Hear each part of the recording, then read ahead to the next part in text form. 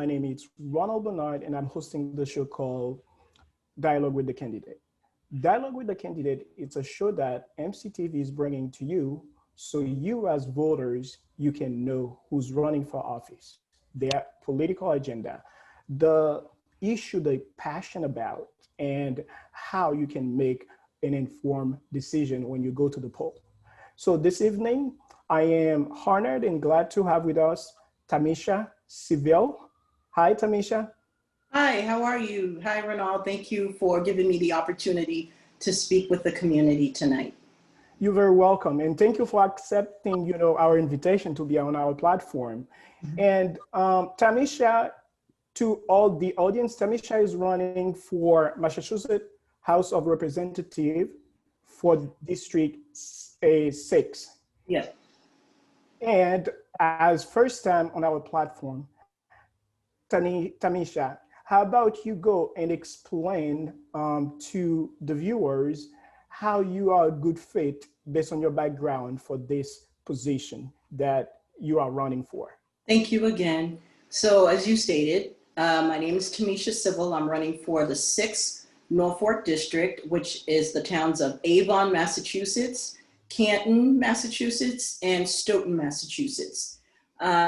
My background is I have a master's in criminal justice and leadership from Northeastern University. I have my bachelor's in marketing from Johnson & Wales University. I was part of the MECO program where inner city kids would go to a good school outside of Boston to get the best education. And then once I worked in the financial industry for about 10 years, and I decided that I wanted to do something different. So after obtaining my master's in criminal justice, I got a job at the Suffolk County District Attorney's Office as a victim witness advocate, advocating for victims that have been impacted by crime. All sorts of crimes, whether it's financial crimes, domestic violence, murders. So that was my job, and I worked in various courts in the city of Boston, starting at Dorchester Court, then moving on to Roxbury Court. Then I would work sometimes at South Boston Court, West Roxbury Court, and my last stop was at Superior Court, working as an advocate downtown. And after about four years, I decided that I wanted to do something else. So I became an associate probation officer for the Massachusetts Probation Services in Quincy Court. And that's what I've been doing, working as an associate probation officer, bringing people, rehabilitating people back into their community, helping them, supporting them, providing them resources so that they can be able to contribute back into the community.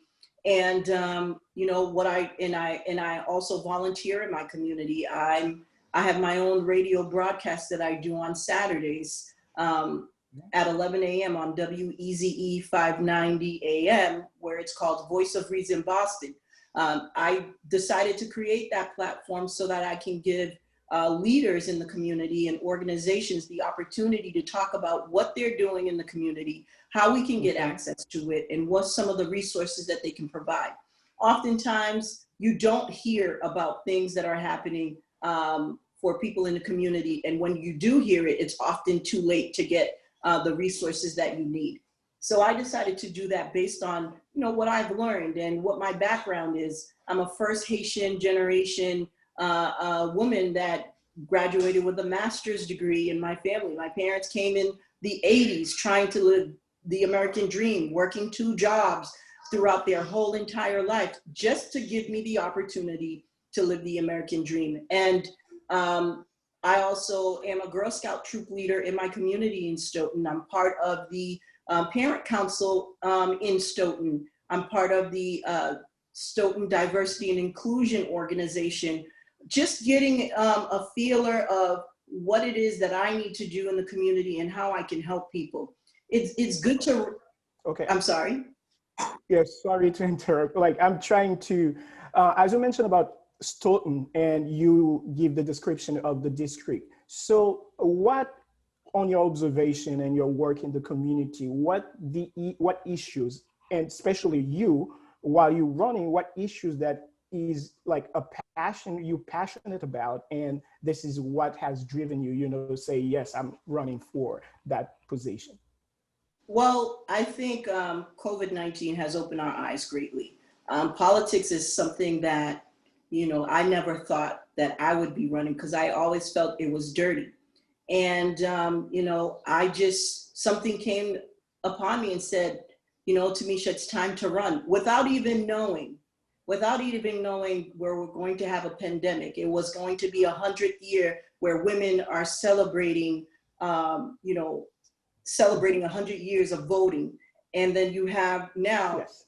the Black Lives Matter movement that's Mm. happening. Mm. So I think that God had prepared me prior without even me knowing. And I was looking at my experience. I'm like, why not?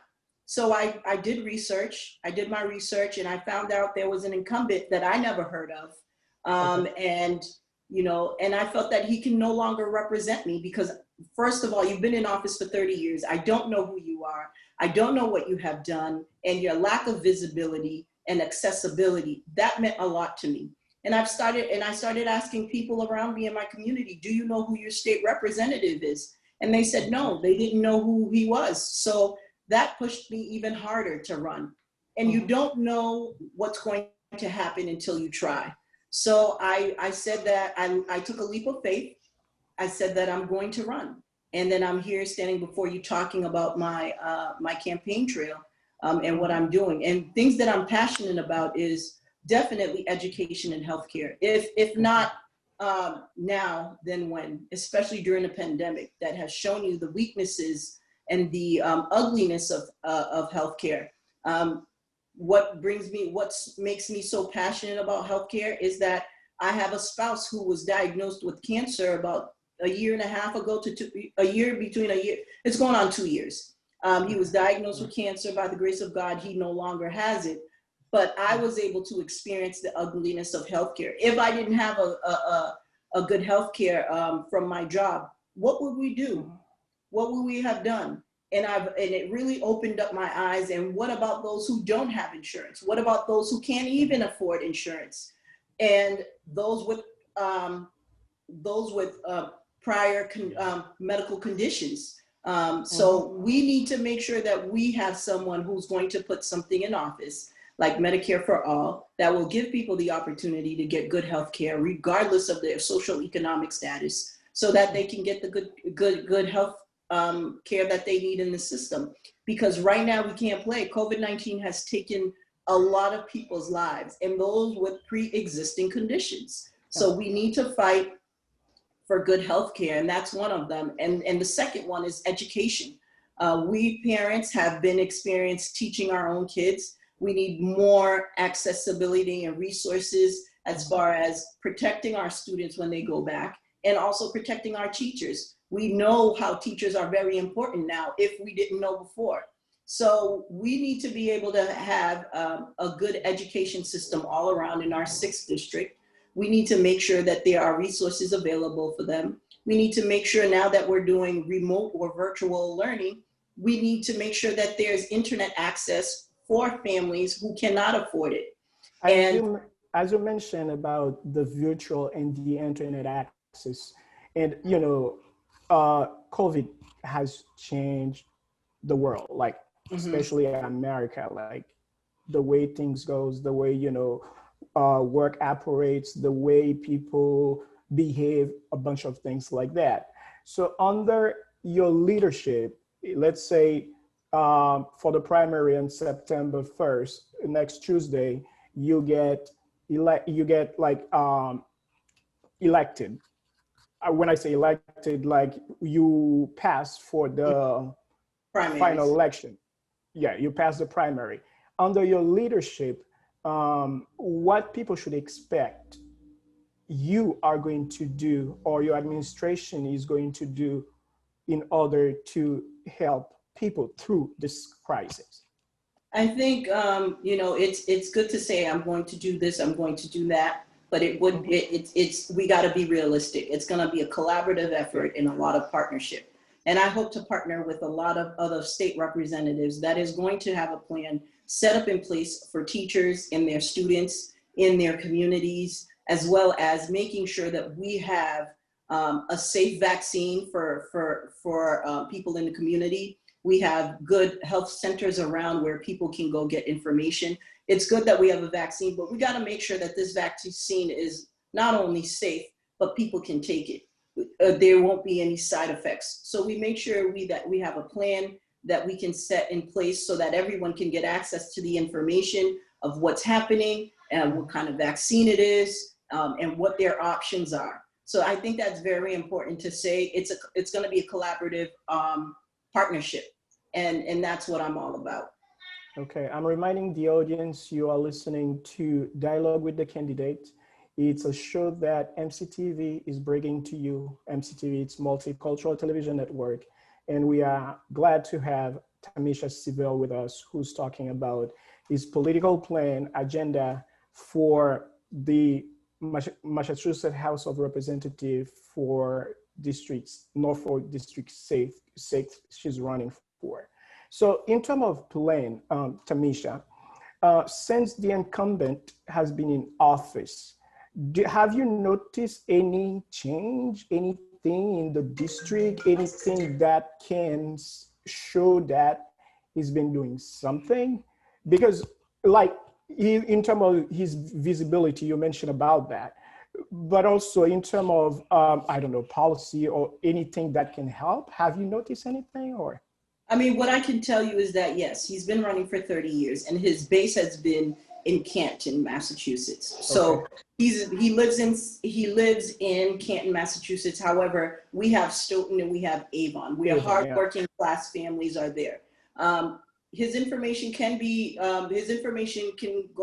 anyone can go on his website. But how many people have time to go on a website? They're working, you know, they're working, they have families. What I didn't notice is that there weren't information sent saying, hey, I'm the state representative, this is what's happening. We're having a public hearing, which is something that a state representative should be doing. There's no public hearings. I don't know what's happening. If I don't know, then there could be a number of people in the community that don't know as well. So I feel like as a state representative, your constituents deserves your attention, and that means that you're always available, providing information to them, searching for them to let them know what's available. And that's one of the reasons why I think people stay in office for so long, because people don't know what's happening in their community. So when it's time to vote, it's just a certain amount of people who's voting, which is their base to keep them in office for so long. Okay, and so now, Tamisha, making your case for the voters, because Tuesday, it's the primary, as we mentioned. So your case, why the voters should decide to take, if I use the word chance on you, why? Well, I think I believe voters should vote for me for the 6th district, which is Avon, Canton, and Stoughton, is because not only am I going to be the first Black woman, but that will provide diversity and inclusion. For the last 30 or more years, there's never been any kind of diversity in elected position in the 6th Norfolk district. So that is very important for people to know. And then we're fighting for working class family. And I know what that means, because I've seen my parents come from a country where they had little to nothing, to work hard, 2 jobs to provide me the best education, as well as the foundation to make me be who I am now, and to also provide to the next generation. So I think that's important within itself. And look within your community and see what was the last time, when was the last time you heard from your state representative? Do you know who your state representative? These are the questions that you need to ask. And given my experience, my education, and where and what type of family I was raised from, that gives me a sense of connection to people, especially people in the Caribbean, from our Caribbean community.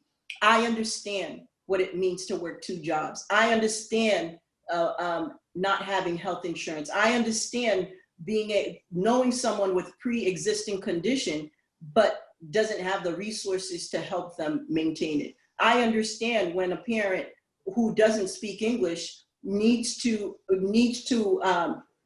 help educating their child, but also needing the assistance from the school to help them know what's happening. And transportation system, that's one of the things that I'm fighting for.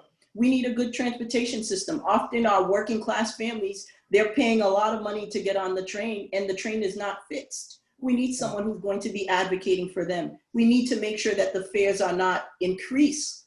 So in our criminal justice system, we need criminal justice reform. I have the education and the experience for that. We know that Black and brown folks have been impacted by the criminal justice for a long time. We need someone who's going to be transparent. We need someone who's going to understand what systematic racism is and being able to fight to make these changes, but not only for Black people, but for everyone across the district, for every nationality. We need transparency, and we don't have that. And I bring that transparency. I bring a lot of experience, and I've been able to adapt to my surroundings throughout my whole life, with going to school to an all-white school, knowing how to deal with my counterparts, understanding, listening, and advocating for people with issues. So this is what I bring to the table, and we don't have that. If you look at the State House or in the Congress, less than 8% of Black women are representing in our community. So we need transparency, we need diversity and inclusion, and we need someone who's going to be fighting for everyone's need, regardless of their social economic status. And people can't fight for what they don't know, or they can't fight for what they've experienced. So I know what it means to fight for people. I know what it means to advocate for those who have been working 2 jobs and have been marginalized and left behind for so long. So it's time for change.